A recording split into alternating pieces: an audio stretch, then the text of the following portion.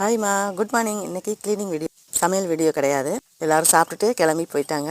அப்புறம் நாளைக்கு வெள்ளிக்கிழமை, அதனால் இன்றைக்கி ஒட்டடை அடிக்கிறது, வீடை துடைக்கிறது, இந்த மாதிரி வேலையெல்லாம் இன்றைக்கி எக்ஸ்ட்ரா வேலை.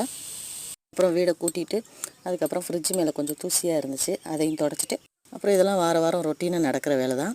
அப்புறம் ஜன்னலும் கொஞ்சம் தூசியாக இருந்துச்சு, அதையும் தொடச்சிட்டு, அதுக்கப்புறம் கிச்சன் மேடையும் கொஞ்சம் தொடச்சேன். அதுலேயும் கிச்சன் அடுப்புலையும் கொஞ்சம் ஒரே அழுக்காக இருந்தது. காலையில் சமைச்ச இந்த கொஞ்சம் எண்ணெயெல்லாம் பட்டிருந்துச்சு, அதையும் தொடச்சிட்டு, அப்புறம் சிங்க்கும் கொஞ்சம் கழுவிட்டேன் நீட்டாக. அப்புறம் வாஷிங் மிஷினில் தான் இன்றைக்கி துவைச்சேன். எப்பயுமே வாஷிங் மிஷினில் தான் துவைப்பேன். வாரத்தில் 2 நாள் துவைப்பேங்க. அலசுறது மட்டும் கையில் அலசிடுவேன். அப்போ தான் நமக்கு கொஞ்சம் எக்ஸசைஸாக இருக்குங்கிறதுக்காக. இன்றைக்கி கொஞ்சம் துணி நிறையா, கால் மிதி, அப்புறம் தலாணி உரை இதெல்லாம் துவைச்சனால இன்றைக்கி கொஞ்சம் துணி நிறையா, வேலையும் நிறையா ஆயிடுச்சு. என் பொண்ணு ஹாஸ்டலில் இருக்கனால துணி கம்மியாக இருக்குது, இல்லைன்னா இன்னும் நிறையா இருக்கும். கொடியே பத்தாது காயப்பட. 2 நாளாக மழை பெஞ்சிட்டு இன்றைக்கி தான் நல்லா வெயில் அடிக்குது.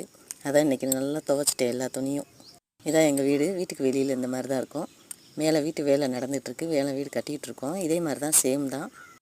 ஒரு ஃபேமிலி இருக்கிற மாதிரி தான் மேலே ஒரு வீடு கட்டிகிட்ருக்கோம்.